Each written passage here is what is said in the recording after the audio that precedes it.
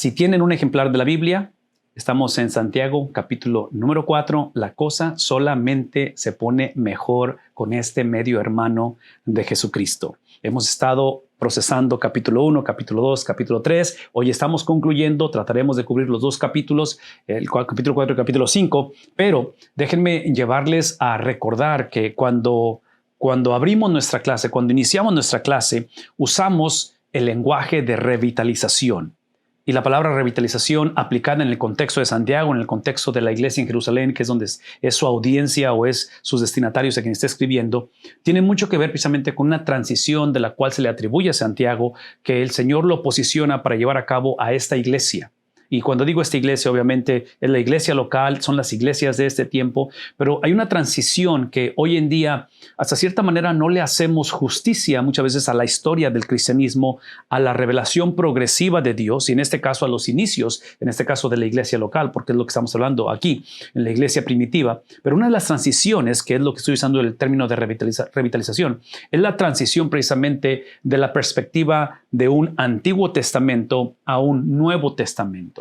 Una transición en la cual, como judíos, como pueblo de Dios, es el entender, es el recibir, es el aceptar, es el practicar todo este mensaje del Antiguo Testamento, que es obvio que es la palabra de Dios, pero cómo reconocer, y esta es la transición, cómo reconocer que ese mensaje, esa experiencia no está mal, pero está incompleta.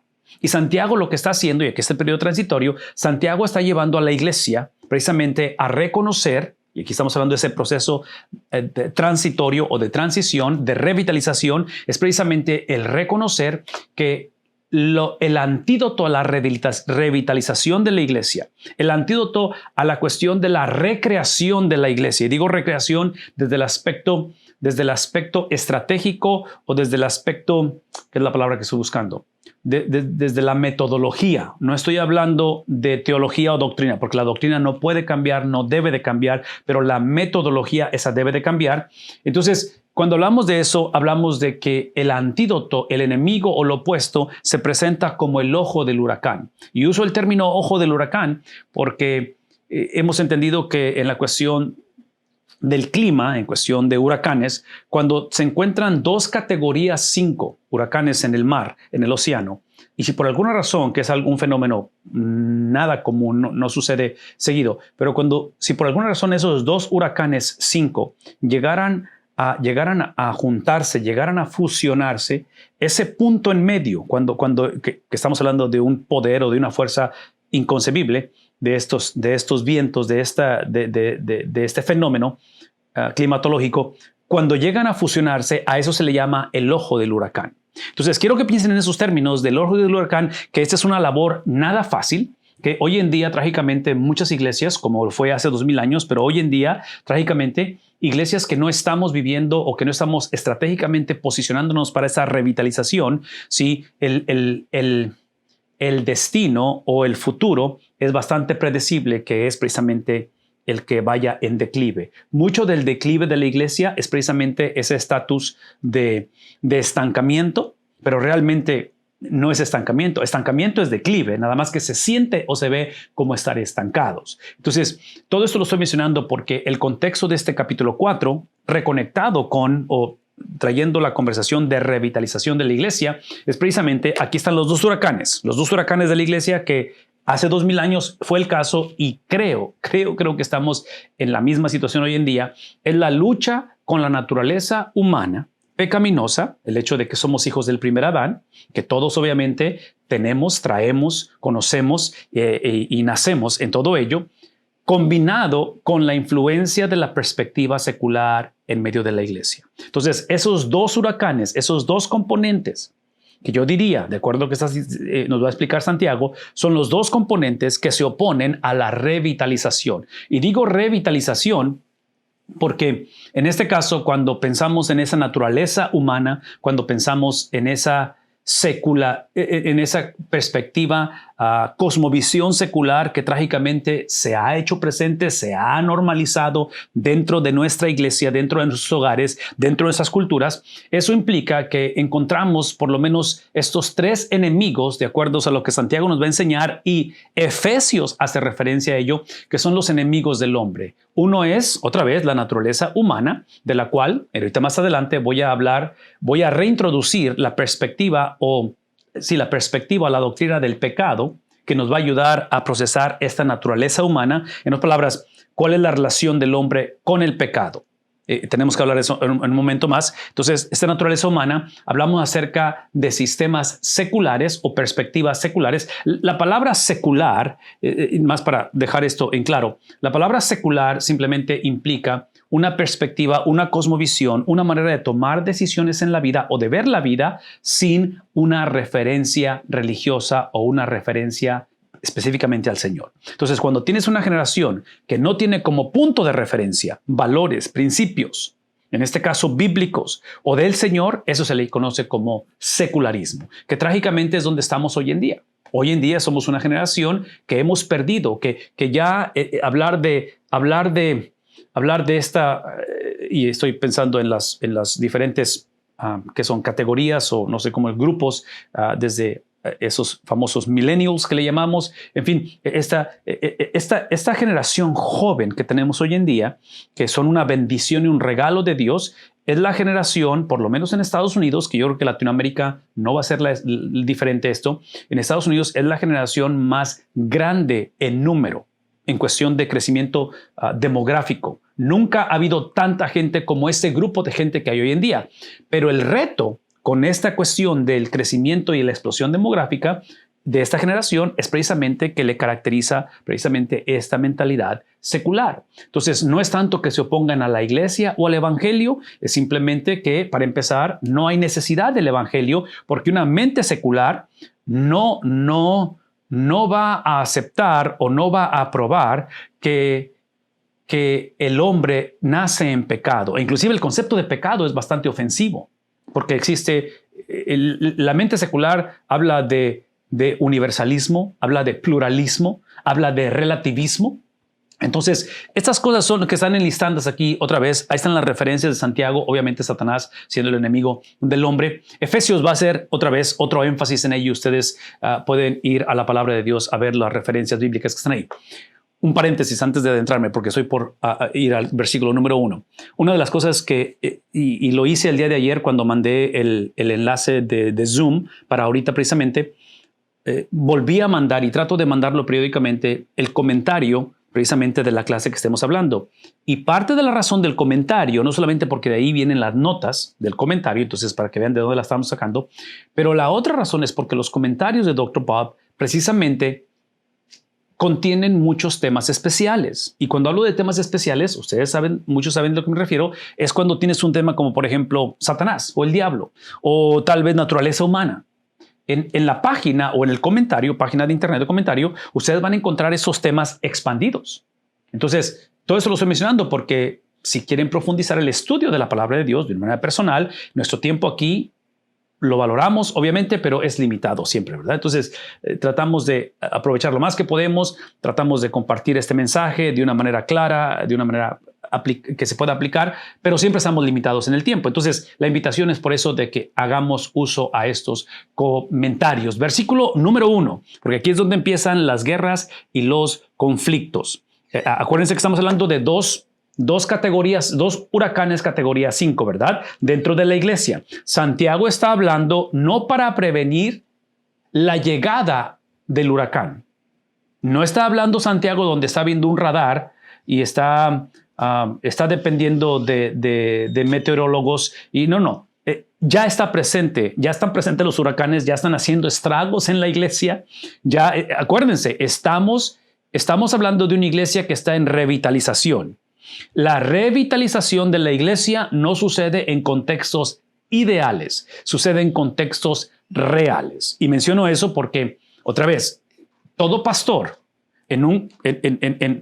y toda iglesia, pero estoy hablando de liderazgo, como pastores, como líderes, Hablar de ministerio hoy en día es de verte como revitalizador, es de verte como plantador, es de verte como replantador, es de verte como misionero. ¿Por qué? Porque en una cultura secular nosotros hemos perdido completamente lo que se le llama el ser de casa. Cuando piensan en dos equipos que están jugando o enfrentándose, sí, y ustedes recordarán con el Mundial, en el Mundial tenías al anfitrión, que en este caso era el país de Qatar o la selección de Qatar, y el resto eran visitantes. Entonces piensen en términos, hace 40, 50 años, hasta cierta manera, en nuestra cultura, hablar de evangélicos teníamos cierta ventaja porque estábamos, entre comillas, en casa. Éramos los anfitriones, culturalmente hablando. Eso ha desaparecido. El cristianismo, la iglesia de Cristo, no somos los anfitriones, no somos los de casa, somos los visitantes. Entonces, por eso es que estoy otra vez reenfatizando esto, porque al leer el capítulo 4 y pensar en términos de revitalización, en términos de replantación, en términos de plantación, en términos de que la cultura literalmente, y necesito hacer este paréntesis, porque eso es importante lo que voy a decir. Espero que de alguna manera alguien tome nota de esto o haga algún comentario en el chat. Una característica de una iglesia que necesita revitalización, y otra vez, esas palabras las uso y espero que estemos conectando con esto porque obviamente tienes una plantación cuando es una iglesia completamente nueva, pero una iglesia nueva o una plantación eventualmente necesita revitalización. Toda iglesia la necesita o la va a necesitar la revitalización. Pero aquí es el punto. Una iglesia, una señal de revitalización es cuando su liderazgo, su pastorado, sus miembros, la iglesia, siente o piensan que están en casa o que son de casa, en el sentido de, otra vez, visitante y casa. Y menciono esto porque es cuando llegamos a un punto en el cual la iglesia está cómoda. Cuando todos nos conocemos, cuando todos nos queremos, cuando todos nos apoyamos, y es obvio que nada de eso es malo, pero esa nunca fue la meta de la iglesia. Todos conocernos, apoyarnos, amarnos y fortalecernos. Ese es el fundamento de la iglesia. La meta es llevar ese amor, ese apoyo, esas relaciones fortalecidas. ¿A dónde? Precisamente a una evangelización, a un impacto al mundo, a una experiencia sacrificial. Y menciono todo esto porque pensar como líderes, pensar en Santiago, donde él está viendo la iglesia, y está viendo la iglesia otra vez contextualizada con esta situación de los enemigos de la iglesia en un contexto de dos huracanes que están presentes en la iglesia en una transición teológica, doctrinal, donde trágicamente la iglesia convenencieramente había divorciado, y digo divorciado, pero no solamente divorciar teología o doctrina con estilo de vida, pero hasta cierta manera es un principio nuevo, porque en el Antiguo Testamento, ustedes recordarán, el Antiguo Testamento en cuestión doctrinal, ven lo que voy a decir, en cuestión doctrinal, en cuestión teológica, en cuestión de el indicativo del mandato de la obra de Dios, el pueblo de Dios había traducido esto por mucho tiempo, literalmente como simplemente un proceso de obediencia, de que si el Señor ha dicho, si Él ha establecido, si sus mandatos dicen esto, es para obedecer. Santiago, en esta transición, en esta experiencia de revitalización, está no solamente introduciendo donde ve el mandato de Dios, que en este caso obviamente es el Antiguo Testamento para ellos, ve el mandato de Dios. Esos mandatos de Dios tienen que exponer, tienen que desplegar precisamente la condición del hombre, del ser humano, que presenta y que introduce la solución a esta condición. Véame tantito. Y aquí es donde estoy hablando acerca de una cultura secular. Una cultura secular potencialmente reconoce esto, y típicamente esto lo reconocemos en medio de tragedias, en medio de lo irreversible, en medio del dolor, del sufrimiento. Pero el problema, la mente secular, y digo la mente secular dentro de la iglesia, porque está hablando a la iglesia, ¿verdad? Ahorita estamos por leer aquí donde habla acerca de los hermanos. La mente secular, el secularismo filtrado en la iglesia, va a ver esto, va a buscar al Señor, va a buscar evangelio, va a buscar las escrituras, la predicación de la palabra de Dios para simplemente mejorar esto. Entonces, aquí es donde el secularismo está haciendo estragos, porque el evangelio no es la mejoría de esto. El secularismo, el evangelio no es la mejoría de esto. El evangelio es el reconocer que esta es nuestra condición. No son nuestras acciones, es lo que somos, no lo que hacemos, y que esta condición tiene que apuntar a literalmente una persona, y su nombre es Cristo. Entonces, aquí es donde regreso a la conversación donde como pastores nos vemos como replantadores, como revitalizadores, como plantadores, como misioneros, donde hemos perdido ventaja y donde esa ventaja que hemos perdido es lo que Dios ha orquestado, está orquestando para reintroducir la solución literalmente al problema del hombre. Y la solución para el problema del hombre no es la mejoría, no es la transición, no es otra vez el aprender del descalabro y salir adelante. Eso es secularismo. La solución a la condición del hombre es una persona, es una idiosincrasia, es un estilo de vida, es una mentalidad, es una esencia y su nombre es Cristo Jesús, que en este caso es el medio hermano de Santiago. Todo esto estoy mencionando porque quiero que piensen en cuestión de las guerras, los conflictos que hay dentro de la iglesia. Y aquí es donde simplemente hace la pregunta retórica, una pregunta en la cual ustedes recordarán esto la semana pasada. Este tipo de expresiones, este tipo de exposición de la palabra de Dios, Santiago está asumiendo, es lo que está asumiendo Santiago, que al estar él presentando esto, enseñando, predicando, escribiendo, compartiendo, él está compartiéndolo con alguien que está oponiéndolo a él. Hay una oposición a lo que está diciendo. Por lo tanto, la pregunta es de dónde vienen las guerras y de dónde vienen los conflictos. ¿Entre quién? Entre la iglesia de Cristo. Entonces, una de las cosas que otra vez quiero que piensen conmigo en un proceso de revitalización, pastores, estoy implorando esto. Esta ha sido mi oración y esta es mi plegaria. La revitalización de la iglesia. Una replantación de la iglesia, una plantación de la iglesia no es una metodología. Nada en contra de metodologías, no estoy en contra de libros que se han escrito, es obvio que necesitamos estrategia y todo eso. Esto tiene que ver con doctrina, esto tiene que ver con literalmente el carácter de Dios, vean lo que voy a decir. El carácter de Dios confiado al liderazgo de la iglesia, y estoy hablando en la exposición, porque ese es el carácter de Dios, esa es la voz de Dios, ese es el sentir de Dios, esos son los pensamientos de Dios. Entonces, están siendo confiados a la iglesia para, vean lo que voy a decir, con ese privilegio de que el Señor nos confía su palabra para ponerla en práctica, para ejercerla, para navegarla. Y menciono todo esto por lo siguiente, porque esta cuestión de conflictos y de guerras dentro de la iglesia literalmente es el producto de haber sido regenerado, encontrado, una vez más, regeneración, y ustedes saben esto, regeneración es lo que cambia, es lo que transforma a estos enemigos, ¿verdad? De Dios, esta regeneración, lo cual la regeneración, ¿ven lo que voy a decir? Encontrarnos con Cristo es simplemente el lanzamiento, es la inauguración de ¿qué cosa? De una guerra. Menciono todo esto porque la mente secular, cristianismo mezclado con secularismo, la infiltración de corrientes que van en contra del evangelio, van a predicar esto.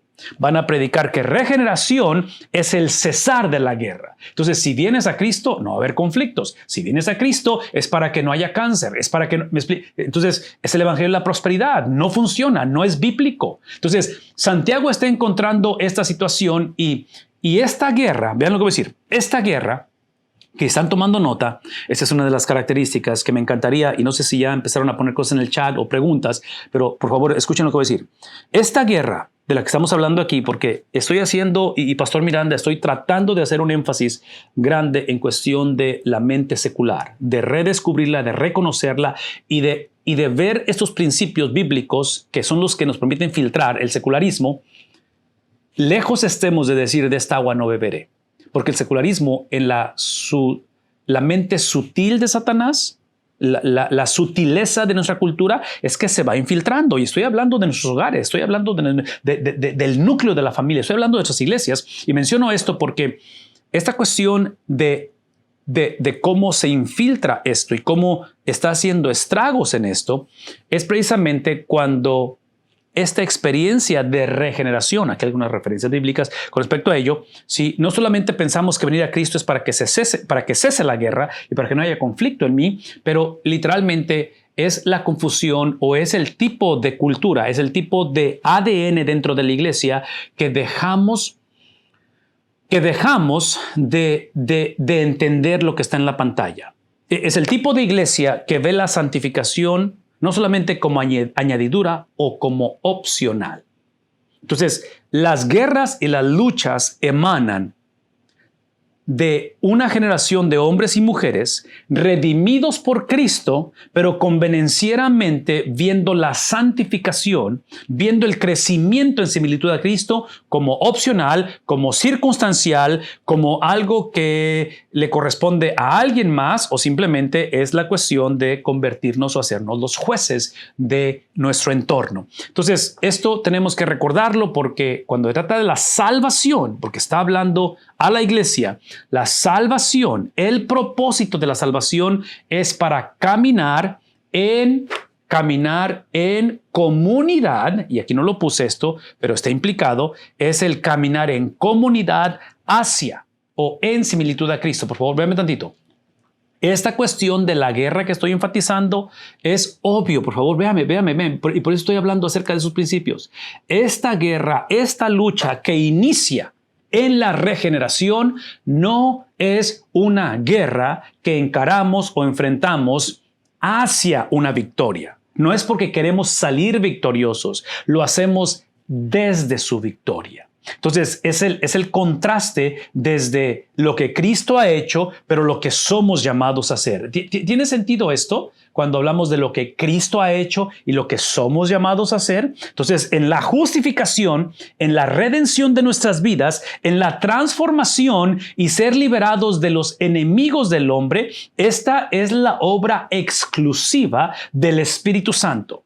El hombre, lo único que tú y yo contribuimos para ser liberados, para ser libres, lo único que contribuimos fue pecado, fue maldad, fue vergüenza. Es donde literalmente vengo y me postro ante esa gracia y reconozco que no hay nada que yo pueda hacer para poder literalmente ser parte de la familia de Dios. Pero ya que he sido regenerado y transformado, adivinen qué, esa regeneración es con el propósito de caminar precisamente en similitud a Cristo, basado en lo que Él hizo y basado hacia dónde me lleva. ¿Hacia dónde nos lleva? La santificación nos lleva hacia una persona. Nos lleva hacia ese encuentro final que es, en este caso, el apóstol Pablo hablando en Efesios, donde habla acerca de cómo la iglesia es enseñada y moldeada para caminar a la estatura del varón perfecto. Y obviamente, aquí está el punto. Como esta es una experiencia, similitud a Cristo solamente se alcanza o se vive en comunidad, es obvio que déjame por esta manera. Esto que está aquí de una manera personal, el yo crecer, el yo avanzar, el yo ser transformado, continuar siendo transformado, ¿ven lo que voy a decir? Es la mejor contribución que le puedo dar a la iglesia de Cristo. Es lo mejor que le puedo dar. Entonces, estos conflictos que hay dentro de la iglesia es precisamente por ignorar esto que está aquí. Entonces, aquí es donde regreso a lo que dije hace un momento, en cuestión de revitalización, en cuestión de reconexión, en cuestión de, otra vez, retomar la conversación en la vida de la iglesia y llevarla a esa función, llevar al cristianismo, llevar al joven, llevar al matrimonio hacia donde debe moverse. Es una experiencia colectiva, es una experiencia en la cual importante que son los métodos y las estrategias, está basado en doctrina. Esto es doctrina, esto es teología, esto es lo que la palabra de Dios dice. Aquí tenemos que retomar la conversación que ha sido el tema desde el capítulo anterior. La lengua, lo que ha creado, por otra vez, por las luchas que hay dentro de la iglesia, es que han habido ataques personales entre los hermanos, ha habido oraciones inapropiadas unos por otros y entre ellos ha habido juicio. Se han juzgado mutuamente y trágicamente existe arrogancia. Aquí está la pregunta. ¿Suena esto como la cultura en que vivimos? El problema no es que esta es la cultura en que vivimos, el problema es que esta es muchas veces la iglesia influenciada por la cultura. Y aquí es donde está tomando la conversación Santiago para poder hablar acerca de esto. Vamos a ir a preguntas en un momento y comentarios, pastor. Déjame avanzar nada más un poquito más de estos versículos y te dejo el tiempo por si hay algún comentario o preguntas. Se mueve la pregunta a la siguiente fase. Dice, no viene de las pasiones que combaten en sus miembros. Entonces, otra vez, son preguntas retóricas, son preguntas que la pregunta implica la respuesta y son preguntas en las cuales él está anticipando oposición a ello. Esta cuestión de pasiones que combaten dentro de sus miembros, potencialmente está hablando dentro de los miembros de la iglesia. Esas pasiones son simplemente las inclinaciones que eventualmente, ¿ven lo que decir? Eventualmente son deseos, son cosas que el corazón del hombre desea alcanzar, desea obtener a expensas a expensas de sacrificar la superioridad o la supremacía de Cristo. Entonces, es el tipo de actitud que en su comportamiento, porque acuérdense, Santiago lo que está haciendo, y es el título o subtítulo de la clase, es la fusión ¿de qué cosa? La fusión de doctrina con estilo de vida. Entonces, este tipo de pasiones, este tipo de inclinaciones en el corazón del hombre que otra vez, y no me quiero adelantar a la cuestión del pecado, porque la doctrina del pecado va a explicar esto, en la cuestión de un cristianismo carnal, porque es el problema que estamos viendo aquí en Santiago, es simplemente una actitud, es un pensamiento, es una actitud que el pensamiento eventualmente combinado con la emoción dio a luz una actitud, son actitudes que eventualmente están poniendo esa actitud o ese sentir, vean lo que voy a decir, en lugar de la supremacía de Cristo. Es idolatría. Es algo que nunca va a funcionar por la supremacía de Cristo, lo cual no depende si el hombre la acepta, la reconoce o se vive como tal. Cristo es Señor independientemente. El problema es que va a traer consecuencias a ello. E inclusive, vean esto, ustedes, está hablando acerca de lo que produce esa idolatría. Dice, ustedes, eso es lo que hacen. ¿Qué es lo que hacen? A raíz de ello, a raíz de que tratan, a raíz de que estas pasiones en las cuales otra vez las están llevando en sus miembros, es algo colectivo dentro de la iglesia. Cada vez que ustedes, está diciendo él a la iglesia, cada vez que la iglesia toma actitudes, posiciones, afirmaciones, prácticas, relaciones interpersonales que traen luto al corazón de Cristo. Ese es el punto, es que trae luto al corazón de Cristo. Es el tipo de situación en la cual ustedes llegan a esa codicia y no tienen. Por eso, otra vez, ¿qué es lo que hacen? Cometen homicidio. Es el tiempo en el cual dice y empieza a crear esta cuestión de codicia, homicidio y de envidias. ¿Qué es el punto? El punto es de que cuando contemplamos la descripción del carácter de la iglesia, de que trágicamente su doctrina, otra vez, mal transversada, su doctrina corrupta, la infiltración de falsos maestros, que es parte del problema de estas iglesias, falsos maestros, esa mente secular que se ha infiltrado, eventualmente da a luz. Y lo que está dando a luz es codicia, es homicidio y es envidias entre ellos, ¿verdad? Entre la iglesia. Vean lo que voy a decir. Y esto no es muy alentador, pero es la característica de la iglesia. Por 2000 años lo ha sido y no creo que la cosa vaya a cambiar mucho. Es que históricamente sabemos, y esto lo hemos visto en diferentes clases, que el conflicto en las iglesias, tanto en Roma, por ejemplo, había un conflicto entre el liderazgo judío con liderazgo gentil. En la cuestión de 1 de Corintios, lo vimos el mes pasado, lo vimos en noviembre, acerca de estas, ¿cómo se llaman? De estos partidos que había, yo soy de Apolos, yo soy de... Y empezaban esta división, ¿verdad? Esta cuestión de favoritismo. La cuestión de Colosenses, no se diga. Una iglesia con mucho conflicto por la infiltración, una vez más, de estas sectas que estaban haciendo estragos dentro de la iglesia. Y ahora en cuestión de Santiago, ustedes saben lo que está sucediendo a raíz de que están usando sus privilegios, están usando sus habilidades, y en este caso de no controlar la lengua para crucificar al hermano. En este caso, cuando hablamos de codicia, es simplemente la codicia, es el enfoque del corazón, el enfoque en el corazón de obtener algo que va en contra del carácter de Dios. Ahora, por favor, véame tantito una vez más. Es importante. Hasta cierta manera esto podríamos decir que es fácil de entender, que es obvio de entender hasta cierta manera, porque la codicia, aunque nadie la ve en el espejo, nadie se ve en el espejo y dice soy codicioso, soy avaro. Típicamente nos decimos soy una persona muy luchista, soy una persona con objetivos, soy una persona, me explico, en fin, el punto es este. En la cuestión de este enfoque del corazón, de obtener algo que va en contra del carácter de Dios, esta es la razón por qué semana tras semana enfatizamos, reintroducimos, y lo dije hace un momento con respecto a la revitalización, que la revitalización no es simplemente una metodología, es literalmente el reintroducir la doctrina de Dios, porque lo que hace la doctrina de Dios, vean lo que voy a decir, lo que hace la doctrina de Dios en cuestión del corazón del hombre, la obra que hace de regeneración, de transformación, escuchen esto por favor, esa transformación del corazón emana de conocer el carácter de Dios. Porque si el punto de referencia no es el carácter de Dios, que entre paréntesis, no hay manera que el hombre conozca, exalte, abrace, tome, glorifique el carácter de Dios sin su palabra. Por eso es que hablamos de predicación expositiva. Por eso es que hablamos de predicación a través de libros de la Biblia. Por eso es que hablamos acerca de invertir por más de 2 años, estar estudiando libros de la Biblia, porque desplegan no necesariamente o no únicamente el corazón del hombre o los cambios que necesitamos o las terapias que son necesarias, la consejería, nada malo con eso. Pero lo que el hombre necesita, ¿qué cosa? Es reconsiderar, y estoy hablando de la iglesia, reintroducir. La iglesia necesita volver a temer el carácter de Dios, temer la santidad de Dios.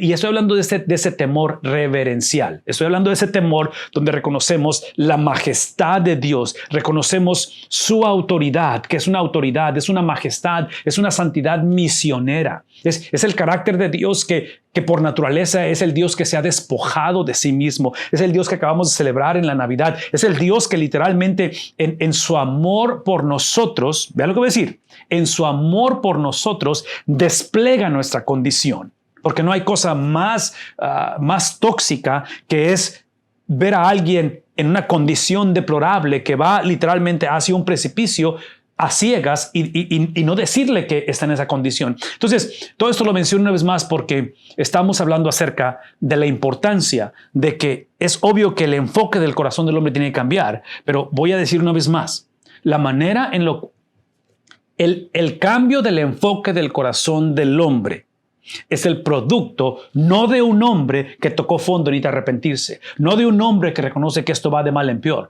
Esa transformación del cambio, de cambiar de codicia, de avaricia, de cambiarlo a generosidad, vean tantito, es la obra de un agente foráneo. Es lo que nos sucede. Es la intervención sobrenatural. Así como cuando fuimos salvos, que fue la intervención sobrenatural para vivir como salvo, es precisamente la obra exclusiva del Espíritu Santo que no obra y no puede obrar fuera de su palabra.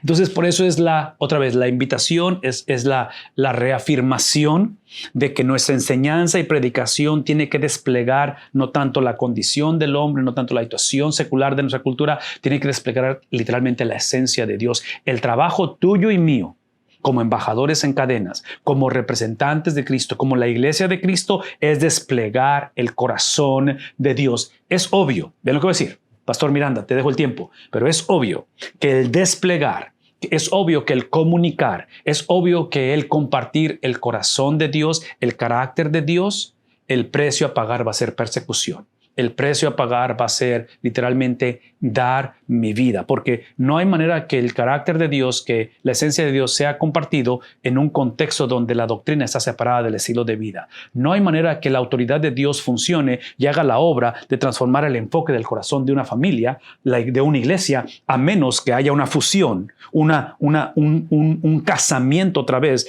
entre lo que creemos y literalmente cómo vivimos. Ese es parte del diálogo, es parte del reto que está viviendo Santiago y quiero escuchar un poquito acerca de los comentarios o preguntas. ¿Hay algunos, pastor? Ahí donde en el chat.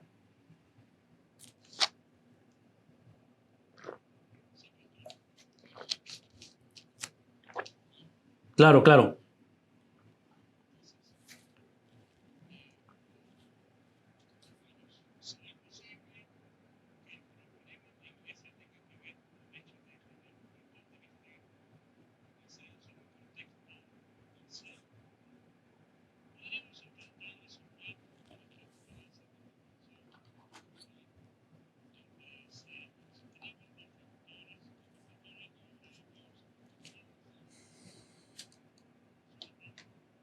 Ok, y cuando hablamos acerca de ese contexto parcial, nomás para aclarar la pregunta un poquito, ¿estamos hablando del contexto de la iglesia o el contexto parcial que entendemos de la Biblia? Esa es la parte que no me quedó clara en la pregunta, por la cuestión de que si la pregunta, y estoy haciendo una pregunta con respecto a la pregunta, si la pregunta tiene que ver con ya sea la interpretación de la Biblia, con los procesos o las opiniones que damos, que tal vez están condicionadas a través de nuestro contexto, o en este caso, si se ha infiltrado doctrina equivocada, o si la pregunta tiene que ver con regresar a la palabra de Dios. Eso es parte de mi pregunta con respecto a ello. No aclaran, ¿verdad? Ahí.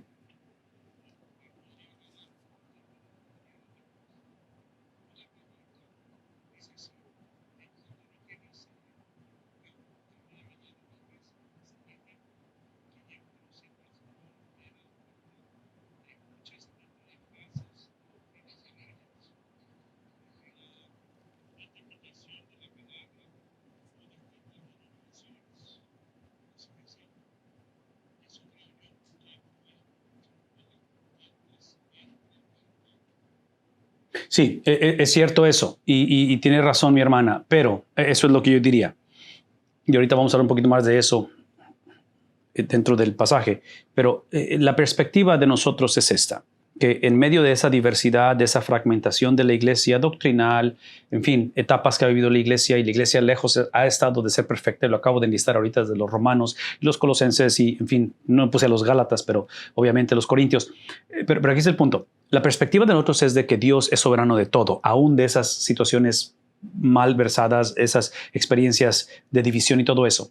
Entonces, no podemos usar esas, y no estoy diciendo que lo estamos usando, pero no podemos permitir que esas fragmentaciones, divisiones, confusiones se conviertan o permitamos que sigamos perpetuando esto. ¿Qué estoy diciendo? Todo lo que estoy diciendo es que en medio de esta realidad y en medio de una iglesia fragmentada, y Dios sabe que somos una iglesia que estamos en problemados hoy en día, por razones que hemos estado explicando, tiene que ser el motivo, el empuje para que regresemos a la esencia del Evangelio. ¿Qué es lo que está, o sea, esta transición que está haciendo Santiago? Lo que está haciendo Santiago no está tratando de cambiar la mentalidad o las tradiciones judías. Santiago simplemente está enfocándose en introducir o reintroducir la supremacía de su medio hermano. Entonces, no es mi trabajo, sería necedad para mí tratar de cambiar las cosas, las circunstancias, las prácticas. Es simplemente, otra vez, esta reintroducción del Evangelio. Como predicadores y como pastores, como maestros, tenemos ese privilegio de redimir el tiempo con la intencionalidad, y por favor escúchenme, con crear, ese es el privilegio que tenemos, de crear una cultura, sobre todo cuando estamos en ministerios por un buen tiempo, o un tiempo considerable, de crear una cultura donde vemos la importancia de la predicación de la palabra de Dios como algo no negociable. Y menciono esto porque ustedes me han escuchado hablar un poco crítico de eso y lo voy a volver a hacer. Hoy en día, nuestros pastorados trágicamente les caracteriza mucha obra en cuestión de ir y de hacer. Pero yo estoy convencido que Santiago, lo cual él enfatiza que vayamos y pongamos en práctica esto, ¿sí? Pero esa práctica emana de un conocimiento de la palabra de Dios. Entonces, cuando el púlpito es negociado por favor escúchenme, y la predicación sigue siendo gobernada por moralismo. Eso es moralismo. El leer un pasaje de la Biblia, así inicia el sermón. Leemos el pasaje y damos un montón de instrucciones bíblicas, instrucciones bíblicas de lo que la iglesia debe de hacer.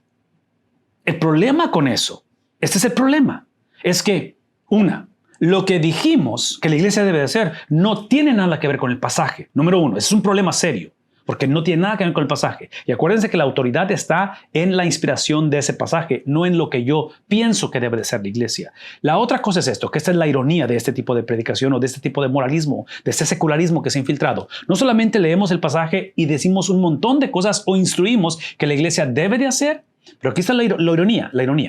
Esto que está diciendo el pastor o que típicamente decimos como pastores que hay que hacer, adivinen quién es la persona que es necesaria para que esa obediencia se lleve a cabo. Es el Espíritu Santo. Es el Espíritu de Cristo, que el Espíritu de Cristo solamente opera de acuerdo a su palabra. Y su palabra no fue compartida. Lo que fue compartido fue un montón de recomendaciones bíblicas o recomendaciones que van a la par con la palabra de Dios, pero en mi opinión, para ser honestos, no deberíamos de leer el pasaje, deberíamos de pararnos de pie y simplemente decir, aquí están recomendaciones de los proyectos que tenemos que hacer con respecto a, y empiecen a enlistar lo que hay que hacer, pero sacar la Biblia, abrir la palabra de Dios y no predicar lo que dice el texto y simplemente dar un montón de recomendaciones moralistas. Esta es la ironía de la conversación y otra vez, yo pienso que eso es lo que hasta cierta manera, causó hace 2000 años el problema en nuestras iglesias y es el problema hoy en día. Ok, pastor, lo que sigue.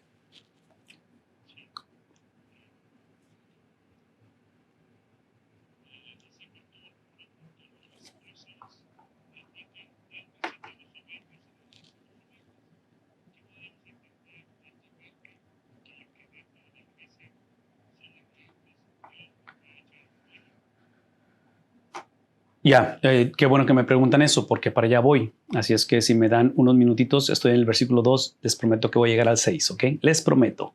¿Tienes otro comentario o pregunta? Porque no la quiero responder hasta que lleguemos ahí, pero estoy por llegar ahí. ¿Algún otro comentario o pregunta? Si no, para avanzar.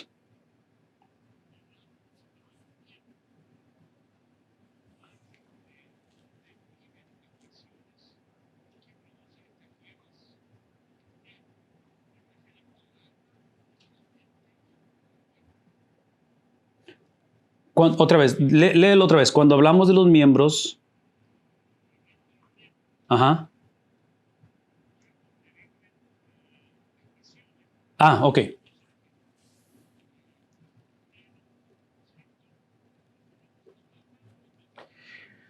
Sí, ajá.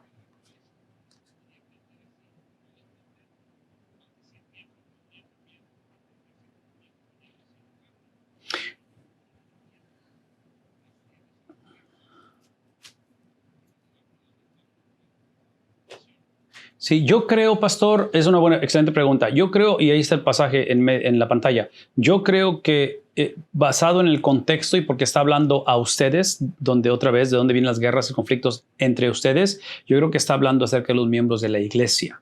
Eso es lo que yo entiendo del pasaje, que trata, o sea, porque dice, no vienen de las pasiones que combaten en sus miembros. Entonces, hablamos anteriormente de los enemigos del hombre, hablamos acerca de, otra vez, esta cuestión la condición del corazón del hombre, que está incluido, pero hablar de miembros yo pienso que es del grupo de la iglesia está en problemas.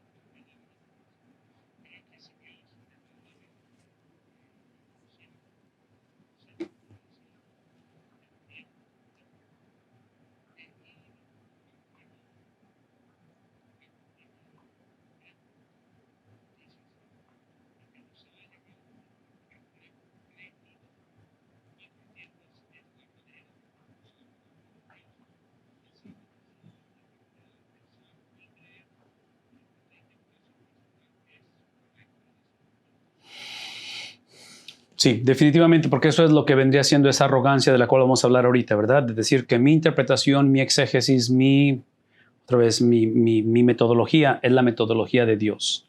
Cuidado con eso, definitivamente. Tenemos, en otras palabras, cada vez que el hombre es confrontado, cada vez que el cristiano es presentado la palabra del Señor, el Evangelio, lo que debe de crear o lo que crea es precisamente esa humildad de la cual el versículo 6 va a hablar.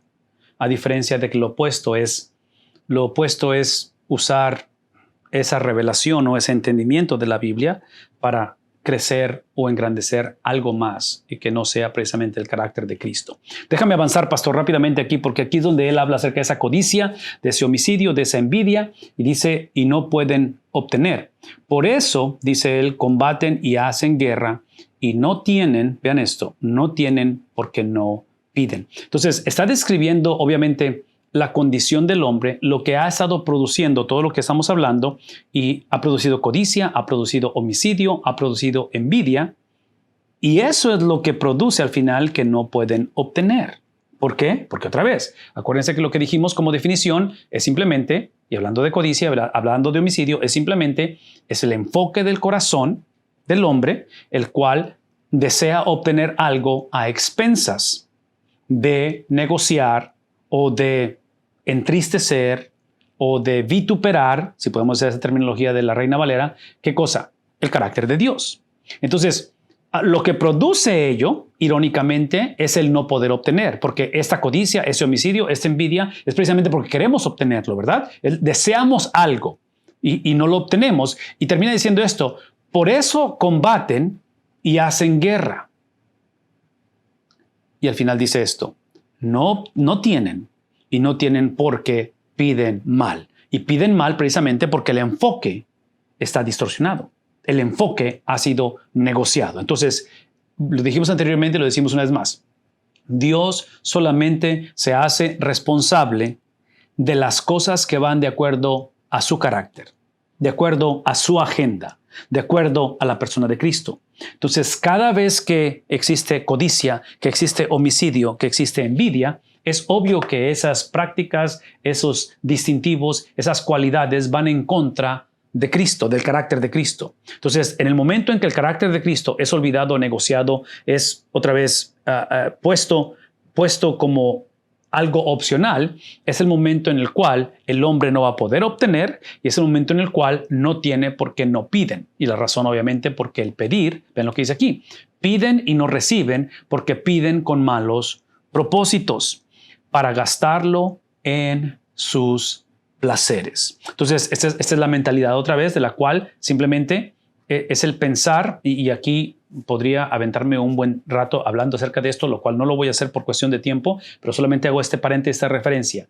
Este es el tipo de mentalidad donde se nos olvida que el haber sido creados a la imagen y semejanza de Dios, uno de sus distintivos, una de esas cualidades, es el hecho de poder tener la habilidad de tomar decisiones. Es la cuestión del libre albedrío. Pero es el reconocer a la misma vez, ese libre albedrío, desde el principio de la historia fue distorsionado, fue afectado por la caída del hombre. Entonces, cuando vemos este tipo de prácticas, es simplemente regresar o retomar de que el pensar que yo puedo decidir es la libertad que tengo de escoger lo que yo quiera. Escuchen lo que voy a decir, por favor. Sin la presencia de Dios, sin el liderazgo, sin la supremacía de Cristo en la vida del hombre, el hombre siempre va a escoger cosas que van en contra de Dios. A menos que Cristo sea el Señor, que exista la regeneración, que exista el propósito de la regeneración, ¿cuál es el propósito? ¿Cuál es la razón por qué hemos sido regenerados? Es para ser santificados. La santificación es la totalidad, es el crecimiento en similitud a Cristo. Cada vez que eso es negociado, vean lo que voy a decir, nunca perdemos la habilidad de decidir. Es simplemente que ahora mi deseo, mis pasiones, mi inclinación, mi libre albedrío va a ser hacia las cosas que van en contra del evangelio. Entonces, parte de la secularización de nuestra cultura, de nuestra iglesia, de la mente del cristiano hoy en día, es pensar, y aquí es donde se pierde la perspectiva bíblica. Por eso es que la predicación y la enseñanza lo que está haciendo es reintroducir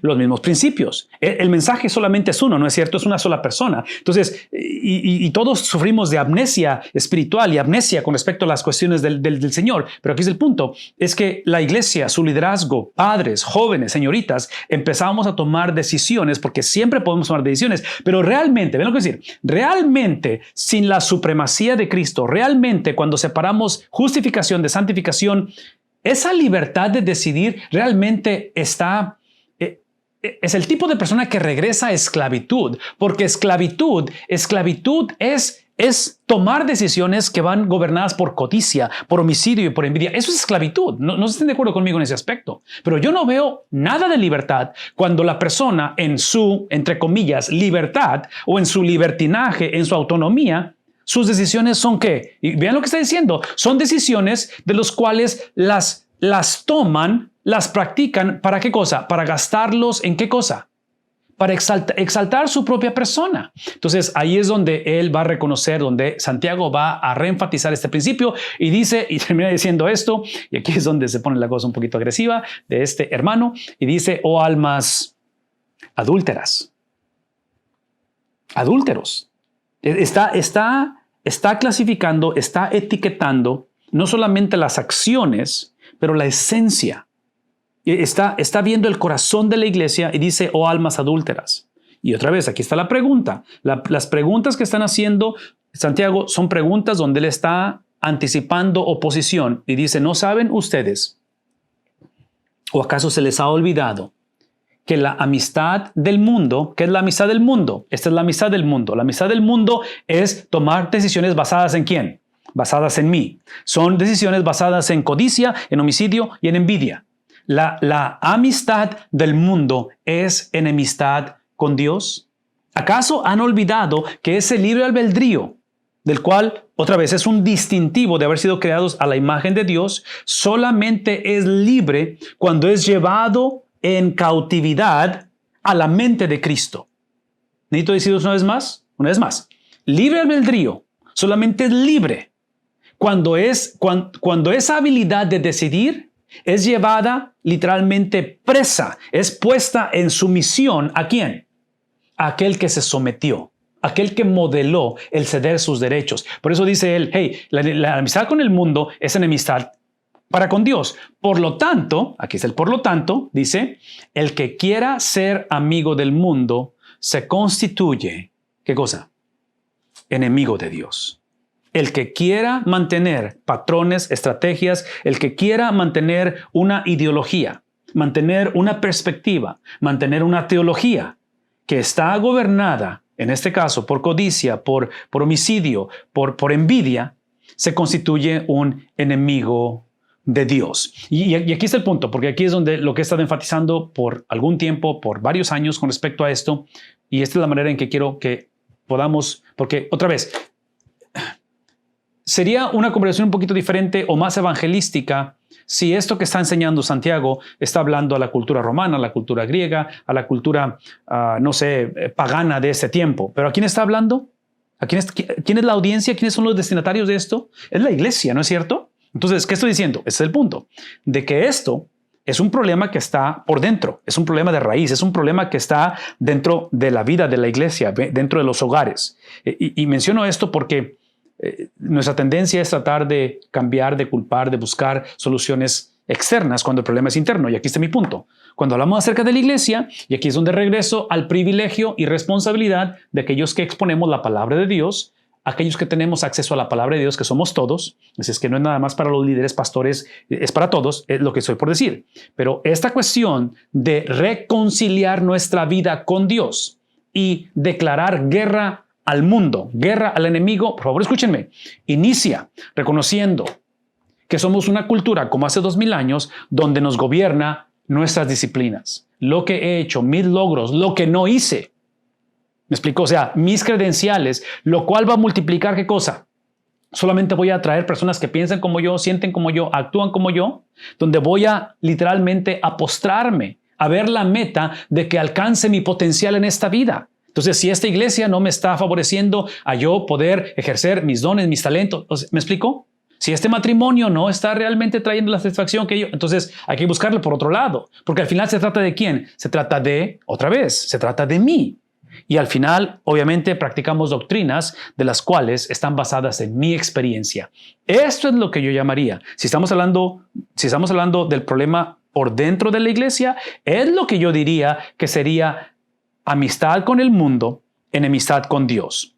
El antídoto, y aquí está el proceso de revitalización, aquí está la transición que Santiago está llevando a cabo y es la oración que podamos experimentarla, es literalmente no mi testimonio, no lo que me hicieron, no lo que anhelo hacer o debí de haber hecho. ¿Se trata de quién?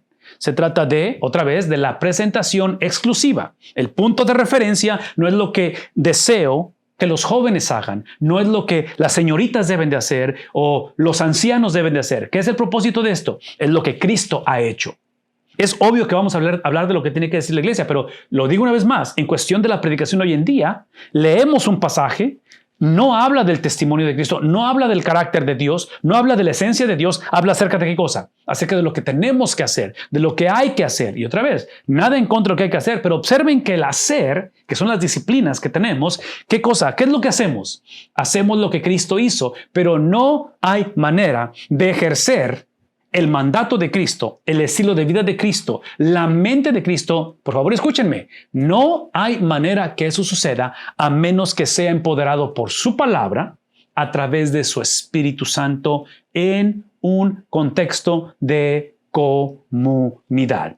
Si esos principios son violados, que es lo que está pasando en la iglesia, en este caso, al escuchar eso de Santiago, si eso ha sido violado, el orden va a ser invertido.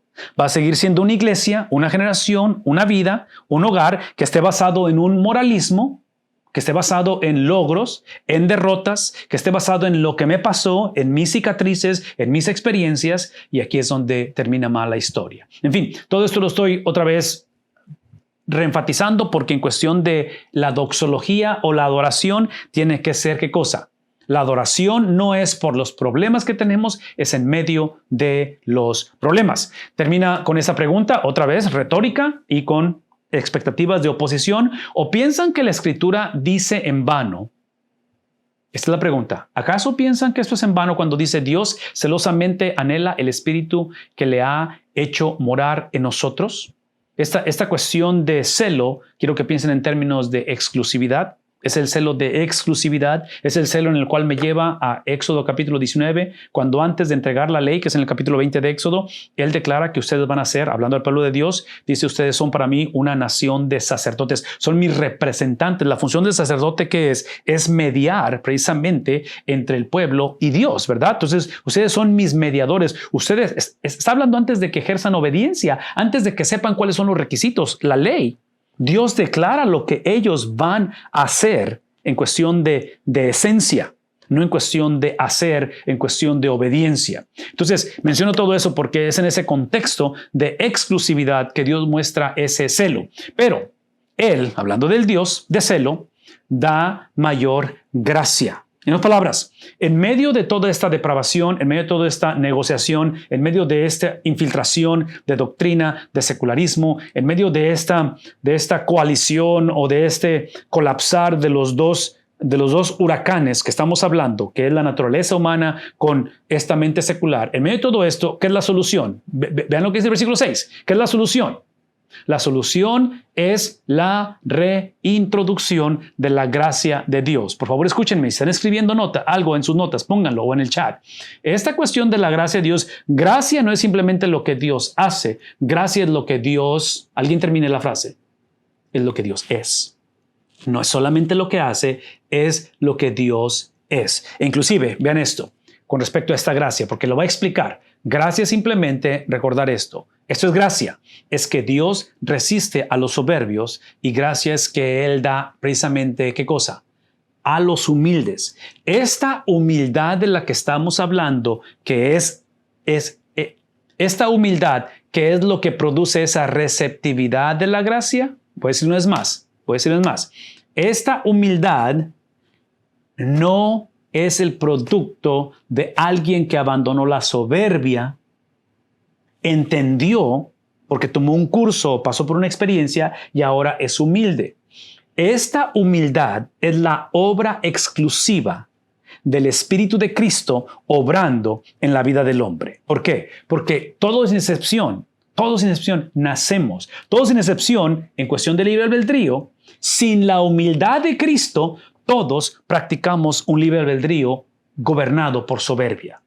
No estamos de acuerdo en ese aspecto, porque hablamos de que todos tenemos la habilidad de decidir, pero todos por naturaleza, nuestra condición es soberbia, es exaltación del yo, es literalmente el poder yo llevar a cabo mis planes, mis deseos. Entonces, cuando hablamos acerca de esa gracia que Él produce, es reconocer, sí, que esa gracia es lo que hace que el hombre reaccione, que el hombre sea empoderado para pasar de soberbia a humildad. E inclusive, y esto ustedes lo han puesto en otras ocasiones en sus notas, y se los vuelvo a poner enfrente de ustedes para que recuerden esto.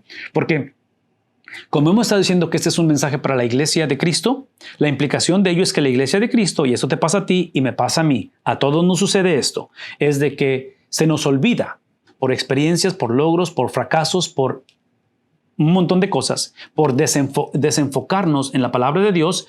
Lo que nos sucede es que se nos olvida que la gracia es voluntaria.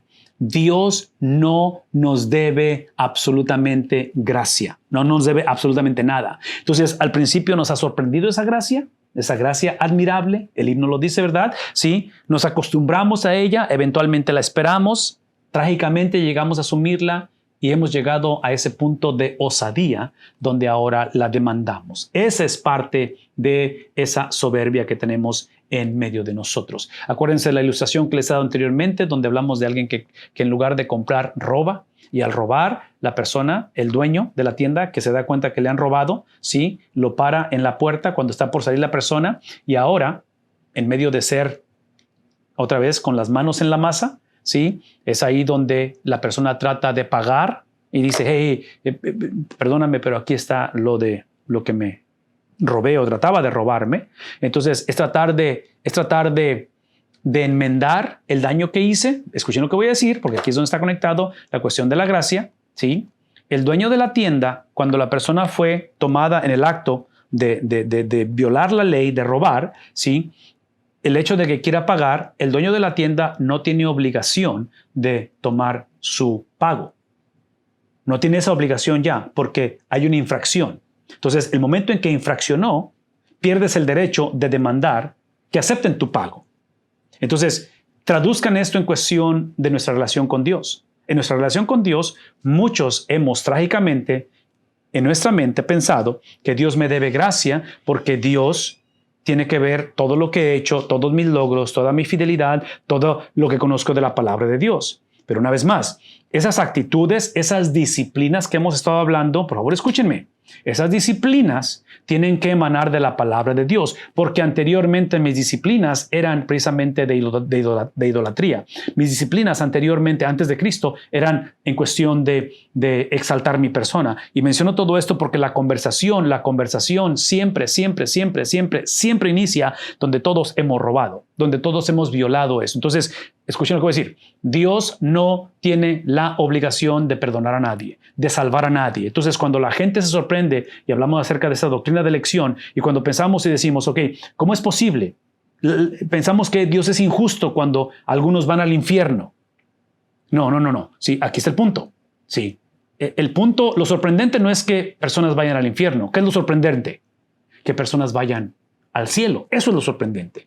Eso es lo que debe de asombrarnos de esa gracia inmerecida de parte de Dios. El punto aquí es de que trata de pagar la persona. No hay obligación moral porque esa sería la justicia de Dios, ¿verdad? Ir al infierno todos. Pero aquí está la gracia. La gracia es que literalmente alguien toma el lugar del que robó. Alguien va a la cárcel. Entonces, no solamente, en otras palabras, el dueño no acepta el pago. Alguien tiene que ir a la cárcel porque hubo un robo aquí, pero no va la persona que robó. ¿Quién va a la cárcel? ¿Quién va a la cárcel? La cárcel es el que fue, es Cristo. El que tomó nuestro lugar es Cristo. El que paga el precio es literalmente Cristo. Por lo tanto, transición gramatical, por lo tanto, basado en eso. Y por lo tanto, tiene que ver un concepto de urgencia, el cual no es accidental. Hermanos, por favor, escúchenme esta noche. Estamos por terminar ya, les prometo que vamos a acabar ya. Pero escúchenme esto. Esto que acabamos de explicar de la gracia, este mensaje de la gracia en este 2023 tiene que ser el motor de arranque de todo lo que hacemos. ¿Saben por qué? Escuche. Esa es la razón.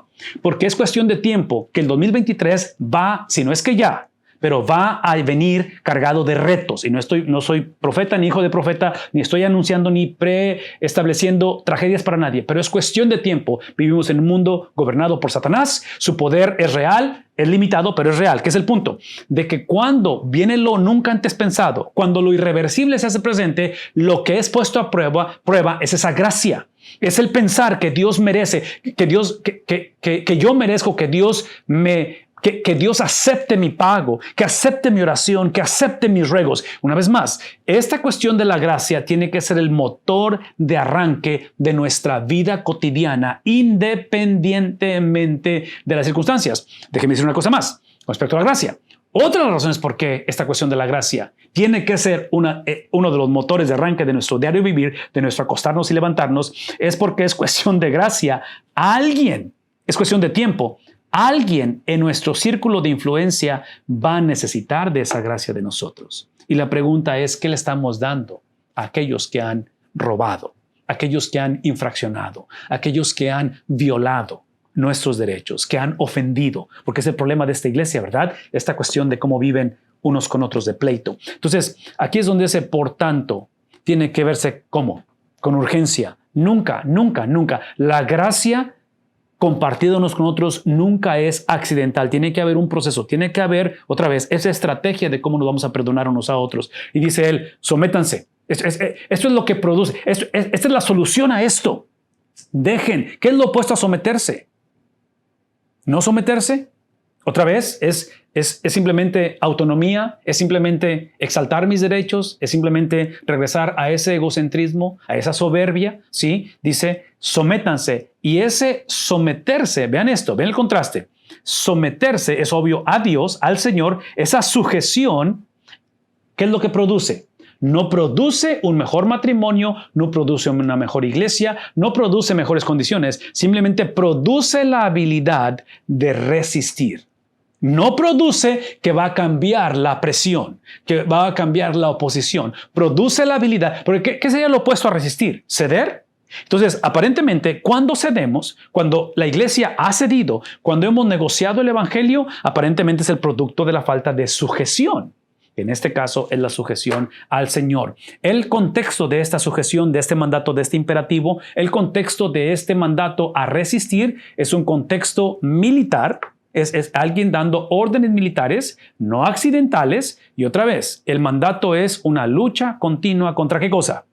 Contra el pecado, y es una agresividad, una intencionalidad, no accidental, intencionalidad a practicar qué cosa. Entonces, es otra vez, es como la función de las dos piernas. ¿Cuál de las dos necesitamos más para caminar correctamente? La respuesta es sí, es ambas. Entonces, es lucha constante contra el pecado, declaramos guerra al pecado, declaramos otra vez guerra en contra de ese egocentrismo, donde Dios no me debe absolutamente nada, es por gracia que soy salvo, y esa gracia me mueve a qué cosa, me empodera a qué cosa, a obedecer, aun cuando la situación no es favorable. En fin, aquí dice él, esa sujeción es con el propósito otra vez de resistir, y al resistir, ¿qué va a suceder? Resistimos al diablo y él va a huir de nosotros o de ustedes. Estas para mí son buenas noticias, espero que sean noticias para ustedes, pero esas buenas noticias traen un poquito de malas noticias, porque ese huir del diablo en medio de nosotros, adivinen qué, es temporal. No es una fórmula para que otra vez no haya cáncer, no haya luchas, no haya dificultades. Es simplemente algo temporal. ¿Por qué? Y esa es la razón. Si están tomando nota, aquí está la doctrina del pecado. Porque la perspectiva bíblica del diablo, de la oposición, del ataque, de lo cual nos lleva a otra vez posicionarnos en cuestión de resistencia, ¿verdad? Resistimos, véame tantito, pues esta cuestión de resistir basada en mi sujeción, estoy sometiéndome, ¿verdad? Y me someto por gracia. La habilidad de someterme no es porque tengo principios lógicos, no es porque soy diestro, no es porque ya aprendí, no. Me someto porque es la sujeción de Cristo transferida a mi vida. Anteriormente mi vida sin Cristo era una vida de autosuficiencia, era una vida en la cual nadie me decía qué hacer, es una vida en la cual otra vez no escucho consejo de nadie. Ahora mi sujeción, escucha esto, mi sujeción no es porque tengo que sujetarme, es porque ahora la inclinación de mi corazón ha cambiado, mi libre albedrío está gobernado por la habilidad de Cristo, donde ahora deseo sujetarme. ¿Vemos la diferencia?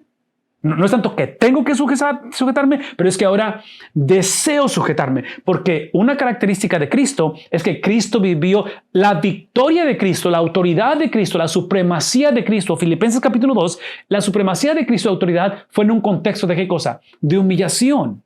Fue en un contexto donde literalmente Él cede sus derechos. Entonces, ¿cómo le hacemos en un contexto donde hay injusticia, donde hay bullying, en un contexto donde entre más trato, más veo que esta cosa no está funcionando? Entre más trato de ejercer mis derechos y tratar de satisfacerme a mí mismo y conocerme a mí mismo, más confundido estoy. ¿Cómo le hago? Lo hago siguiendo el ejemplo de Cristo. Por favor, escúcheme. El ejemplo de Cristo, el cual ese ejemplo no solamente es histórico, ese ejemplo no solamente es doctrinal, ese ejemplo no solamente es el modelo a seguir. De acuerdo a la palabra de Dios, el ejemplo de Cristo de sometimiento, de sujeción, Él lo transfirió, lo acreditó, lo imputó en la vida de la iglesia cuando Él salió victorioso de la tumba. Es parte de lo que recibimos. Esa es la razón por la cual dijimos al principio que la santificación no es añadidura a la justificación. La santificación, esto es santificación, someterme, entender que para eso fui salvo, es la obra exclusiva de su Espíritu Santo tomando control, gobernando el señorío de Cristo en nosotros. Entonces, todo esto lo estoy mencionando porque, de acuerdo a lo que está diciendo Santiago, que al final produce el que él huya, es algo temporal. Y está basado en esa experiencia temporal porque en la justificación somos libres de la legalidad, de la cuestión legal del pecado. Legalmente merecíamos ¿qué cosa? No gracia, infierno, ¿verdad? Entonces somos libres de esa culpabilidad legalmente, independientemente cómo me sienta, independientemente cómo soy etiquetado, independientemente qué consecuencias estoy pagando del pecado anterior. En Cristo Jesús no hay condenación. ¿Para quién? Para los que estamos legalmente posicionados en Cristo. ¿Por qué? Por favor, escúcheme. La razón es porque legalmente, hace 2000 años, Cristo fue posicionado en pecado, ¿verdad? Entonces, mi posición en Cristo está basada en otra posición. Entonces, esa es la doble transacción. Mi pecado puesto en Él y su justicia puesta en mí. Entonces, esa es la razón que soy literalmente libre legalmente del pecado. Pero eso no implica que soy libre completamente del poder o la influencia del pecado. Y esa es la razón por la santificación. Es ese constante avance, constante lucha donde el pecado empieza a perder territorio o influencia en mi vida.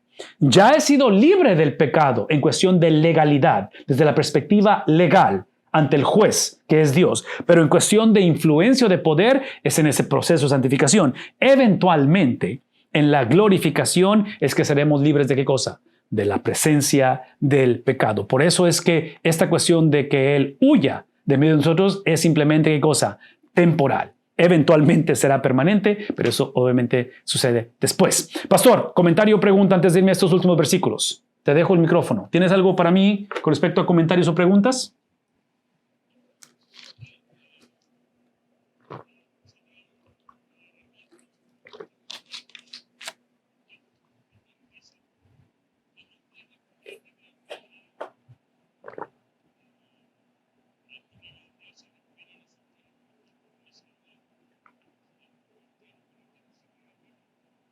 Sí, otra vez, esa cuestión del libre albedrío, el hombre aún sin Cristo tiene la habilidad de decidir. Es simplemente que es esclavo, especialmente basado en esto, es esclavo legalmente al pecado.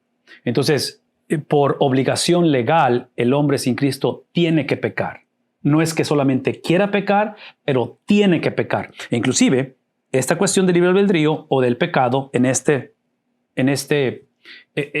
esta perspectiva teológica o doctrinal, crea en nosotros como cristianos un compromiso muy severo y muy grande, porque el cristiano, lo cual es obvio que no hemos dejado de pecar por razones obvias que estamos explicando, esta es la realidad. Si esto es verdad y en la transición de redención, de justificación, hubo una libertad legal del pecado, somos completamente libres en Cristo Jesús, eso implica que ahora, si esto es negociado, si esta santificación es opcional, es añadidura, y ahí eventualmente la persona va a madurar o crecer y todo eso, pero ahorita está viviendo como la iglesia en este tiempo, eso implica que el cristiano peca porque quiere. Antes de esto, la persona pecaba porque tenía que pecar.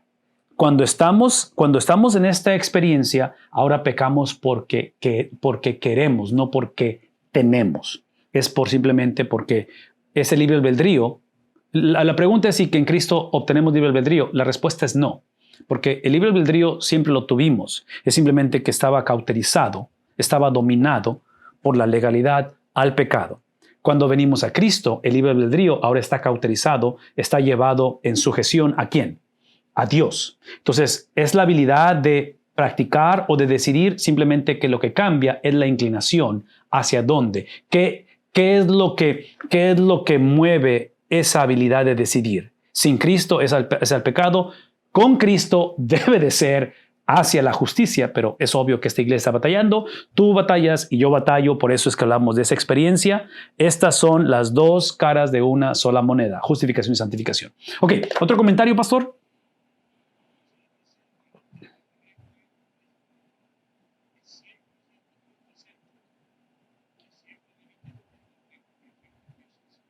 Exacto. La doctrina es una persona. La doctrina es una persona. La doctrina no solamente son principios, son estatutos, obviamente está inclusive piensen en esto. Parte de la razón por qué está escrita, por qué está presentada en esta revelación especial, que es la palabra de Dios, que tenemos el privilegio de comunicarla, ¿sí? Cuando hablamos acerca de la predicación de la palabra de Dios, el querigma de la iglesia que decimos en el libro de los Hechos, es simplemente el Dios de la Biblia, que es doctrina, que es esencia, ¿sí? Su esencia es empaquetada, es presentada de tal manera que el ser humano pueda entender sin ser consumido por su magnificencia. Entonces, eventualmente, todas estas presentaciones, estas revelaciones, especialmente cuando hablamos de esta revelación especial, hablando de los profetas, hablando de los sacerdotes, hablando de los reyes, que fueron instrumentos, que fueron mesías de parte de Dios, mensajeros de parte de Dios, vean lo que quiero decir. Todos ellos, incluyendo su palabra, están apuntando ¿a qué cosa? Están apuntando a la encarnación de la doctrina. Entonces, la doctrina es una persona. Estos principios se encarnaron. Estas verdades se hicieron carne, habitaron entre nosotros. ¿Por qué? Vean un tantito. Parte de la revelación, parte de la presentación, parte de la encarnación de Cristo, parte de ello es porque como nosotros nacimos y nosotros, por este principio que está aquí de legalidad, fuimos violadores de esta revelación, la paga del pecado es muerte.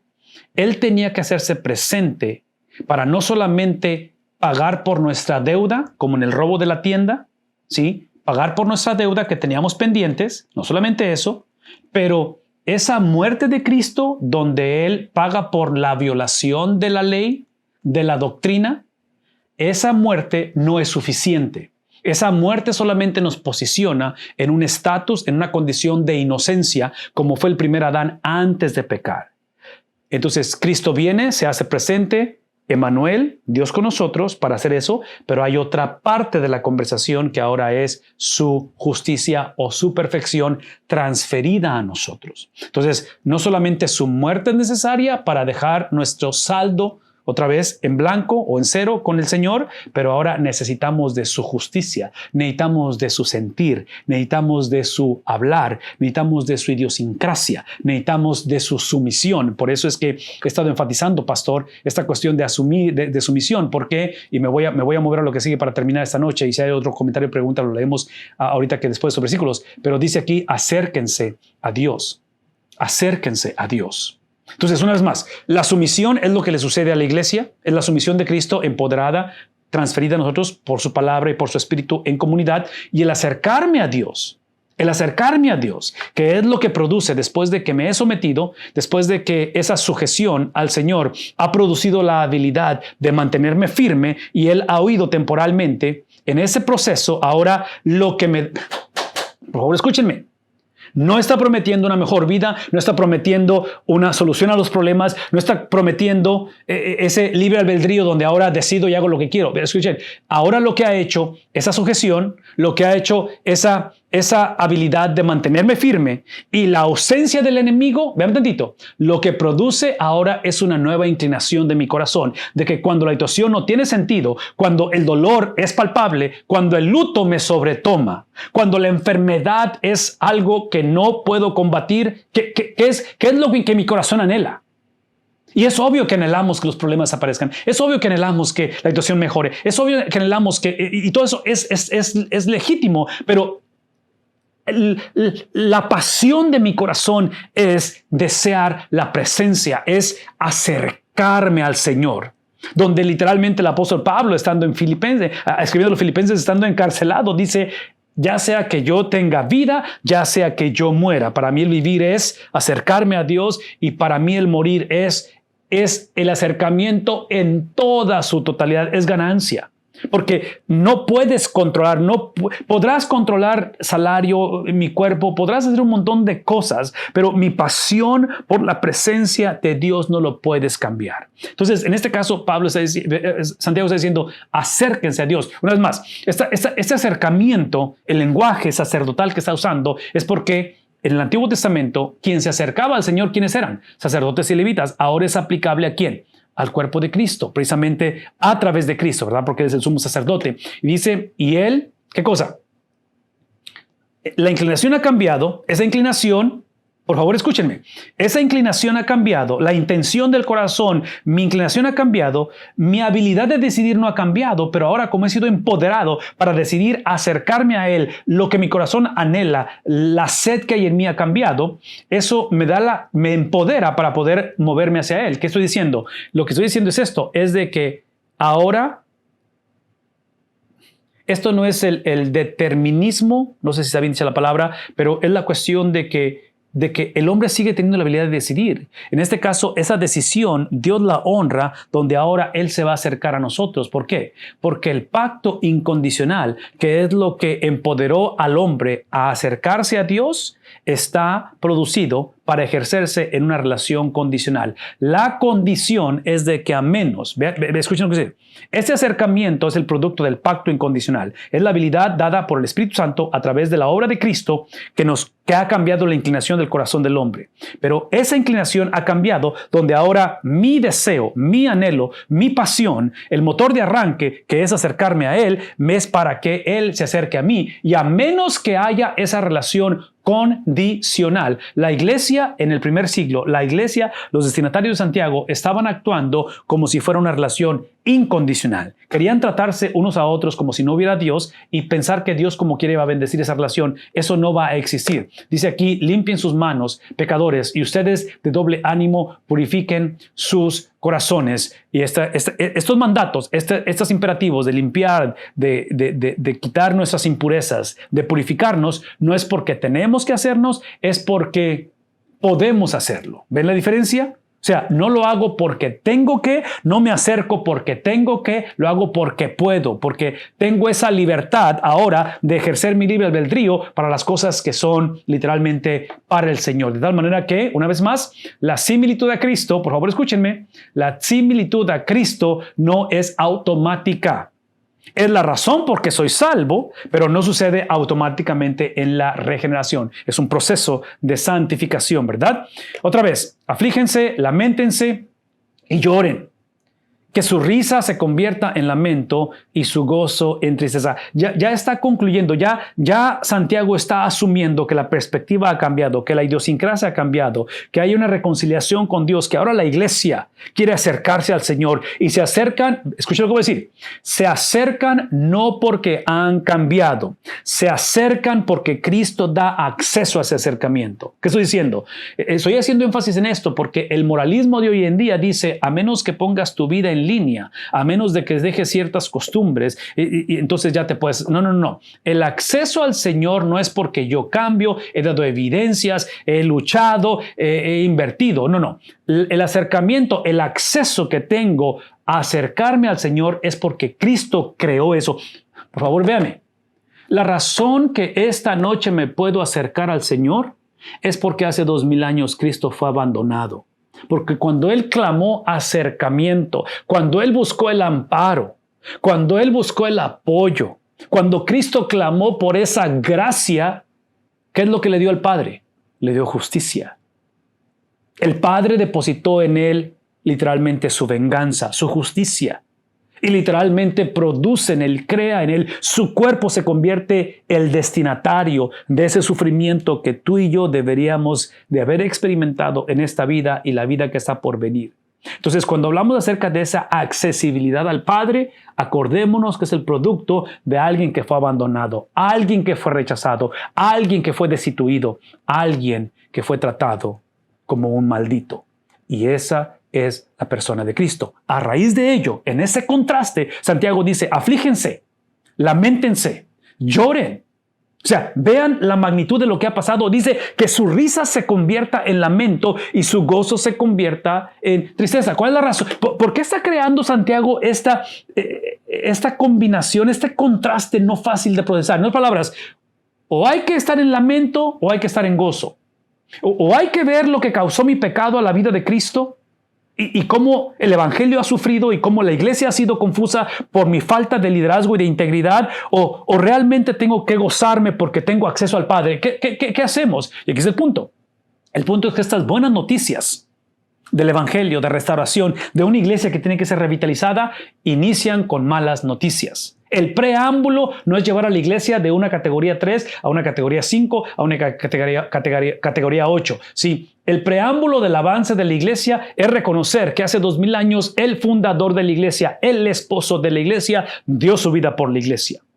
Para poder pensar en avanzar, en sanar, en reconciliar, para poder pensar en una nueva Jerusalén, para pensar en literalmente esa experiencia de vida eterna, no solamente desde aquí, pero cuando lleguemos a morir, alguien tuvo que ser abandonado. Alguien tuvo que pasar por luto, por la decepción de haber clamado a Dios y no haber encontrado respuesta. Esta similitud a Cristo, otra vez, es la tensión irresoluble no se puede resolver. ¿De qué cosa? De gozo y luto simultáneamente. Véame tantito, porque estoy leyendo los últimos versículos. Por favor, escúchenme. Una iglesia, un cristiano, un hogar que ha permitido la infiltración de secularismo es el tipo de cristiano, de iglesia, de liderazgo, que quiere resolver lo que es irresoluble. Cristo no vino a este mundo para resolver la tensión, para resolver este batallar, esta situación donde mi libre albedrío sé que debo de hacer, pero Cristo vino a este mundo para que en medio de gozo y de luto, para que en medio de triunfos y de derrotas, en medio de cosas que las recordamos y las celebramos, pero en cosas que entristecen nuestro corazón, aprendamos a confiar en Él. Esa es la razón que vino Cristo. Eventualmente, cuando venga por segunda vez, se resolverá la tensión. No habrá más llanto, no habrá más tristeza, ni más dolor. Satanás será expulsado y será echado en ese eventualmente. Pero ¿qué hacemos en medio de todo ello? Dejemos de poner expectativas en Cristo que no nos corresponde. Cristo no promete. En este mundo tendréis ¿qué cosa? Tendréis tensión, tendréis sufrimiento. En este mundo van a venir cosas que otra vez no son las ideales, pero en ese contexto tenemos que aprender a confiar en Él. Por lo tanto, dice Él otra vez, humíllense en la presencia del Señor y Él, ¿qué cosa? No va a resolver. Él va a usar la tensión para exaltarlos, ¿verdad? Ese es el punto. ¿Qué es el punto? De que esta humildad que está hablando Él es una humildad foránea. Esta es la humildad que le sucede al cristiano, le sucede a la iglesia. ¿Por qué? Porque esta es la humildad que emana otra vez en un pacto incondicional basado en una relación condicional. Hermanos, la conclusión del tema de todo lo que está diciendo, eso es lo que está diciendo. Dice, hermanos, no hablen mal, por lo tanto, basado en todo lo que hemos hablado, dejen de hablar mal los unos de los otros. El que habla mal de un hermano o juzga a su hermano, habla mal de la ley y juzga a la ley. En otras palabras, este es un problema espiritual lo que está describiendo, ¿verdad? No es nada más una situación relacional o una confusión o un malentendido. Es un problema espiritual. Y termina diciendo, pero si tú juzgas a la ley, no eres cumplidor de la ley, sino te has convertido en ¿qué cosa? En juez. En este caso, cuando hablamos acerca de la ley, anteriormente habíamos dicho que el mandato era que fuéramos hacedores, no solamente oidores. El mandato ahora, moviendo la conversación, es de que ahora seamos amantes de la ley en lugar de jueces de la ley. ¿Por qué? Porque hablando de la ley de Dios, adivinen qué, una vez más, somos salvos por la palabra hecha carne, pero somos salvos para la ley. Somos salvos por la palabra hecha carne por Cristo para ser amantes o amadores de la ley. Termina diciendo esto, solo hay un legislador y solamente hay un juez. No tomen esa posición ustedes porque no les corresponde. El cual es poderoso para salvar y es poderoso para ¿qué cosa? Para tanto salvar como para destruir. ¿Qué es el punto? El punto es que cuando hablamos de revitalización, ¿sí? Es esto. Es la reintroducción de ¿qué cosa? Del único Dios verdadero. Este único Dios verdadero, probablemente revitalización de un matrimonio, revitalización de una vida, de un joven, de una señorita, de una iglesia, no es el reencontrarme conmigo mismo. Es el reencontrarme ¿con quién? Con el Dios de la Biblia. Y menciono este Dios de la Biblia porque habla de un legislador, de un juez que es poderoso para salvar y destruir. Este monoteísmo, esta presentación o representación, reintroducción del único Dios verdadero es literalmente reconocer, véame tantito, por favor, es reconocer que estas iglesias estaban siendo oprimidas, estaban pasando por persecución interna, por la confusión que había doctrinal, y es una iglesia, ustedes lo saben, es una iglesia que históricamente va ¿hacia dónde? Hacia pastos verdes, hacia esas aguas apacibles. No, van hacia persecución extrema. Y el punto de Santiago es esto, que cuando hablamos acerca de ese legislador, de ese juez que es poderoso, ¿para qué cosa? Para salvar y para destruir, literalmente ese es el punto. Es de que en medio de la confusión, en medio de la desolación, en medio de una iglesia dividida, en medio de un hogar que está pasando por el valle de sombra y de muerte, adivinen qué, la maldad, como el resto de las cosas de este mundo, sirven los propósitos de Dios. No más de ese dualismo donde pensamos que si la iglesia está creciendo es la mano de Dios. Cuando la iglesia está sufriendo es porque Dios nos ha abandonado. No, escuchen esto. Dios está en control de todas las cosas y aún Satanás es el Satanás de Dios, en el sentido de que es una criatura, es creado. Hay misterio en lo que Satanás hace, hay misterio en la maldad y el sufrimiento. No estoy diciendo que estoy dando respuestas fáciles al misterio de luto, al misterio de pérdida, al misterio de las cosas que son irreversibles y que si pudiéramos regresar el tiempo lo haríamos diferente. Vean tantito, solamente estoy hablando de que la palabra de Santiago está presentando la totalidad, está presentando la vida desde una perspectiva en la cual ve Dios, procesa Dios la totalidad de su plenitud, la totalidad de su, en este caso, de su soberanía. Por lo tanto, dice y hace la pregunta, ¿quién eres? Si hay un solo legislador, un solo juez, el cual es poderoso para salvar y para destruir, la pregunta es, ¿quién eres? ¿Quién eres? Porque en este caso hablamos acerca de esa maldad, de que procesamos las diferencias, la maldad, el sufrimiento a través de ¿qué cosa? Lo inmediato a través de lo postrero. Romanos 8:28, ¿verdad? Sabemos que los que aman a Dios, todas las cosas, ¿qué son las cosas? Las cosas que pasan en lo inmediato nos ayudan a bien. Mucho del bien que viene potencialmente no es en este mundo, es en lo que está por venir. Por lo tanto, simplemente dice él aquí, oigan ahora ustedes que dicen, hoy y mañana iremos a tal o cual ciudad y pasaremos allá un año, haremos negocio y tendremos ganancia. La verdad es esta, es que Dios solo se hace responsable de las consecuencias de la obediencia. Entonces, este es el tipo de vida que trágicamente ha desobedecido, hace sus propios planes, Dios no se hace responsable de ello, mas sin embargo, ustedes no saben cómo será su vida mañana, solo son un vapor que aparece por un poco de tiempo y luego se desvanece. En mi mente me fui al Salmo 90, donde Moisés reintroduce la eternidad de Dios con la transitoriedad del hombre. Habla acerca de la magnificencia de Dios. Entonces, es lo que está describiendo aquí, donde literalmente presenta al hombre como sombra, como suspiro, como nube, hablando de Job, como una flor del campo, como vanidad o niebla o neblina, ¿verdad? Más bien, debieran decir, esto es lo que deben de decir, es si el Señor quiere, viviremos y haremos esto o aquello. ¿Qué es el punto? De que hablamos de esa predestinación, donde el destino está preestablecido, ¿sí? E inclusive, es lo que me permite hablar de los planes de Dios en un contexto de sufrimiento. Tiene sentido la predestinación. Tiene sentido porque si el destino está establecido, aun cuando hay interrupciones, cuando hay diferentes experiencias en la vida, que muchas veces son sufrimiento, no cambian el destino. Entonces confío hacia dónde va esto. Confío en el Señor hacia dónde va esto. Pero ahora se jactan en su arrogancia. Toda jactancia semejante es mala. Yo me nombro o me propongo como mi propio destino. En lugar de hablar de la predestinación del Dios que establece el destino, yo hago eso por mí mismo. A aquel, pues, que sabe hacer lo bueno y no lo hace, ¿qué cosa?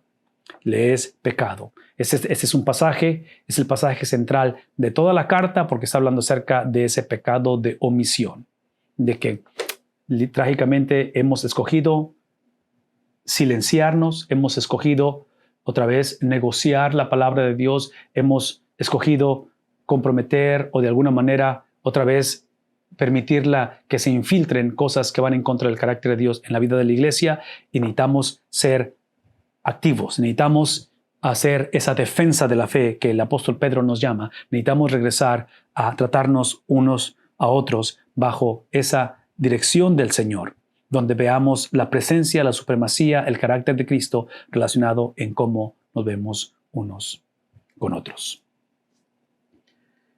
Pastor, hemos llegado al final de este capítulo y hemos llegado al final del libro realmente porque el capítulo 5 se los voy a dar en un video porque la hora que es ya no tendría tiempo para avanzar al capítulo 5, pero quiero dejar un poquito de tiempo si hubiera algún comentario o pregunta, Pastor.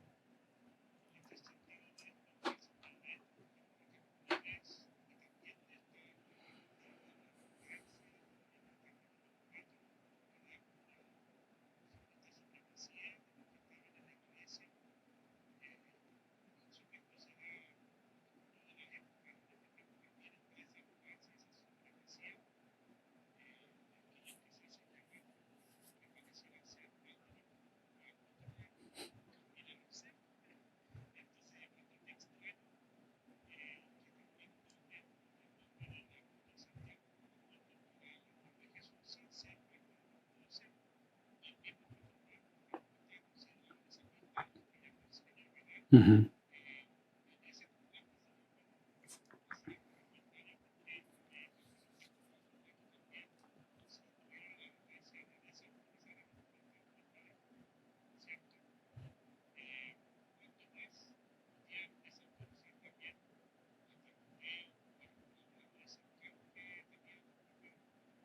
Sí, este problema que encontramos hace 2000 años de falsos maestros infiltrándose a la iglesia, y otra vez podemos irnos a través de los libros de las epístolas, a través del Nuevo Testamento, que es una de las características que tienen en común todas las epístolas. En su gran mayoría fueron escritas precisamente para combatir falsa doctrina, para animar a la iglesia y para instruir a los santos.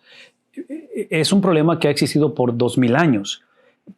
O sea, ha sido el problema de siempre, pero, aquí es donde tenemos que, y tienes razón, tenemos que hablar acerca de las cualidades o las calificaciones, quién no califica para ese tipo de ministerios o llamamientos, pero, y por eso es que invertimos este tiempo en la instrucción de la palabra de Dios. Yo voy a argumentar, este es mi argumento y es parte de mi respuesta, que una de las razones por qué existieron y existen hoy falsos maestros, personas que se dan títulos que no le corresponden y todo ese tipo de cosas. Entre paréntesis, esa cuestión de ser falso maestro o de ser hereje o cual por el estilo, a cualquiera nos puede suceder. Lejos estemos de decir, yo tengo la teología correcta y a mí nunca me va a pasar esto, ¿verdad? Entonces, tengamos cuidado. Número uno, tengamos cuidado con eso. Número dos, yo argumentaría que parte del problema fue y es que la iglesia desconocía y desconoce la palabra de Dios. Entonces, esta infiltración, este abuso, este bullying, esta confusión, hasta cierta manera es el producto de una generación hace 2000 años y hoy en día de pereza espiritual en conocimiento de la Biblia y de falta de responsabilidad en la palabra del Señor. Y menciono esto porque, regresando a la enseñanza de la Biblia, regresando a la esencia de la Escritura, es de que hoy en día tenemos acceso a la palabra del Señor. O sea, cuando hablamos del sacerdocio de los cristianos, cuando hablamos de ese llamado, de esa experiencia que tenemos de tener acceso al Espíritu Santo, de tener acceso a su palabra escrita, en fin, hoy en día, hasta cierta manera, nosotros solos nos echamos la soga al cuello al ignorar las Escrituras y al tener doctrina o al tener perspectivas bíblicas que son las de alguien más que nos ha compartido. Es obvio que siempre vamos a tener la oportunidad de escuchar de alguien más, pero nuestra misión, nuestra función es precisamente el conocer la Escritura personalmente. Es encararnos con la Escritura, porque al momento de defender, al momento de, otra vez, proteger la iglesia y mover la misión de la iglesia hacia adelante, es obvio que nos estamos moviendo contra corriente. Es obvio que nos estamos moviendo en contra de una cultura secular, lo cual es la norma hoy en día. Entonces, por ahí yo iniciaré la conversación por esa parte, de que el abuso, la confusión, hasta cierta manera sucede porque lo permitimos. Esa es una de las cosas. La segunda, y es parte de lo que estamos hablando ahorita, aquí es donde regresamos hasta cierta manera a la revelación progresiva de Dios. Y uso la palabra progresiva porque la pregunta que tenemos que hacernos, y esto es parte de la conversación hoy en día, es cuando tienes algo nuevo, cuando alguien predica algo nuevo, y cuando digo algo nuevo, algo que nunca antes se había escuchado, hay una probabilidad muy grande, si no es que no es probabilidad, es cierto, que es incorrecto. Porque el Evangelio es un legado que viene a través de las edades. O sea, el hablar de esos escritos que se han mantenido y su veracidad se ha mantenido, que Dios en su intervención ha mantenido esos escritos. O sea, esos escritos se han movido en contra de cultura, en contra de la historia, en contra de las fuerzas del maligno y se han mantenido, pero se han mantenido por su veracidad, por su divinidad, por su autoridad. Entonces, como esta es la palabra de Dios, y todo esto lo estoy mencionando porque una característica de falsa doctrina, de falsos maestros, es precisamente cuando predicamos cosas que van en contra de su palabra o que históricamente no son corroboradas. Entonces aquí es donde entra la historia, esa cuestión progresiva de cómo Dios se ha movido, cómo Dios ha avanzado. Porque una característica de Santiago es que Santiago va a usar precisamente el Antiguo Testamento. Santiago va a regresar a este mensaje del Antiguo Testamento. Entonces, todo esto lo estoy otra vez recalcando, pastor, porque dentro de diferentes ocasiones hemos hablado acerca de los distintivos de un falso maestro en aquel tiempo y hoy en día, y la iglesia necesita saber eso. La iglesia necesita estar o retomar la posición la posición ofensiva, no defensiva.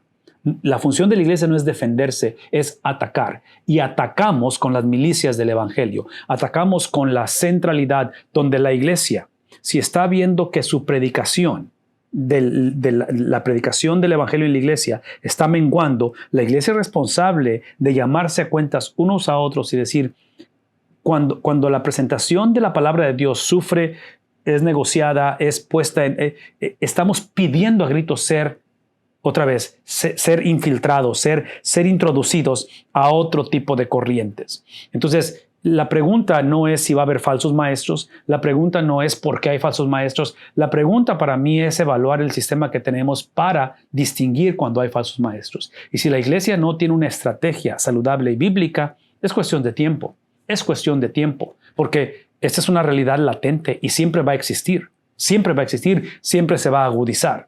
Entonces, Dios permita que conforme vemos a nuestros hijos salir al mundo real y universidades y todo lo que tienen que hacer, trabajos y todo eso, que hayan sido equipados, instruidos, discipulados a una actitud otra vez no defensiva, pero ofensiva, proactiva, donde sepan procesar, que es lo que está haciendo Santiago, procesar sus decisiones a través de la perspectiva de Cristo. De tal manera que cuando se presentan este tipo de enseñanzas, este tipo de situaciones cuestionables, este tipo de experiencias antibíblicas, sepan distinguir la diferencia. Entonces, tal vez, pastor, eventualmente tendremos que hablar un poquito más en detalle acerca de las cualidades pastorales, cualidades de estos varones, que uno de los distintivos de ellos, y aquí es donde regreso a la historia con respecto a esto, del apostolado, es que esta función del apostolado, uno de los distintivos específicos es la revelación de la palabra de Dios. Nosotros históricamente no creemos que exista hoy en día alguien que tenga o reciba revelación especial de Dios. Eso no existe. El canon ha sido cerrado. Lo que existe hoy en día es simplemente esa iluminación. Hoy en día existe la manera en la cual Dios obra en comunidad a través de su palabra, empoderado por el Espíritu Santo. Pero voy a regresar a lo que dije hace un momento. Tiene que ser con el propósito de la exaltación de Cristo, de la persona de Cristo, a través de su palabra. Y cuando eso es negociado, definitivamente no es algo correcto. No sé si eso ayude un poquito, pastor, con respecto a esta pregunta.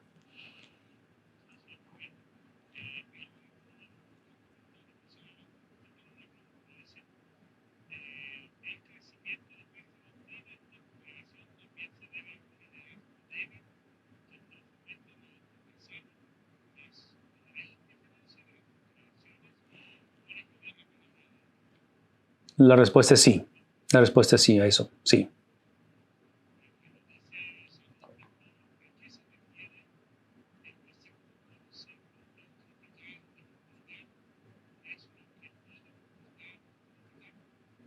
Bueno, en este caso, regresando al contexto de Santiago, porque la pregunta es el versículo 11, ¿a qué se refiere de no criticar o no juzgar?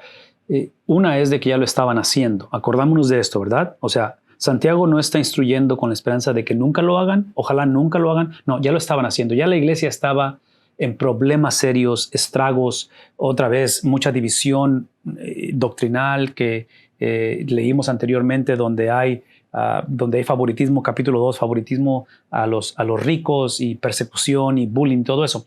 Entonces, esta cuestión del juicio, de juzgarnos unos a otros o criticarnos, definitivamente es ese libertinaje, es ese libre albedrío traducido en libertinaje, donde porque tengo la habilidad de hacerlo, puedo lastimar a alguien, puedo crucificar a alguien en el nombre de que estoy diciendo la verdad, en el nombre de que ella sabe cómo soy yo y simplemente soy de esta manera.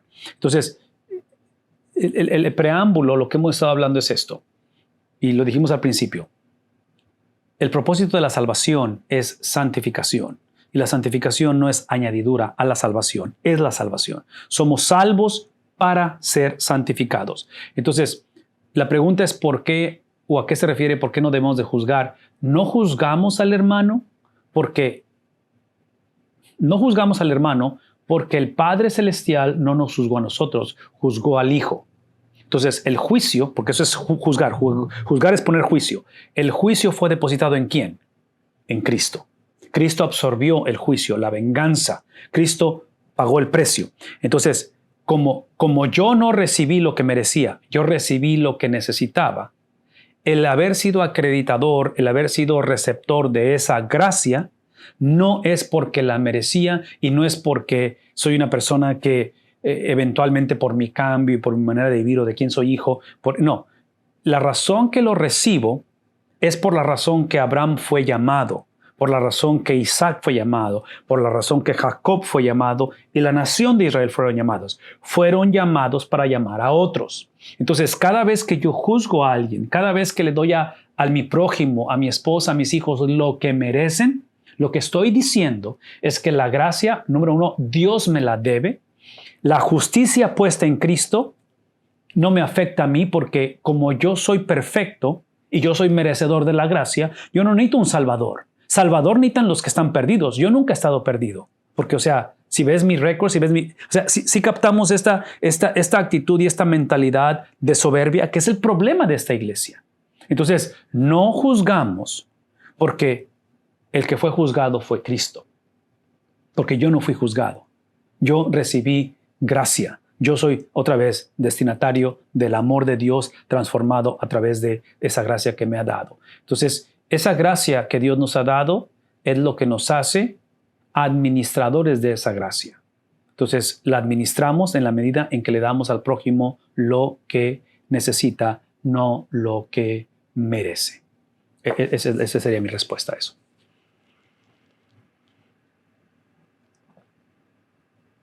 Ok, ¿algún otro comentario, pastor? ¿Tenemos?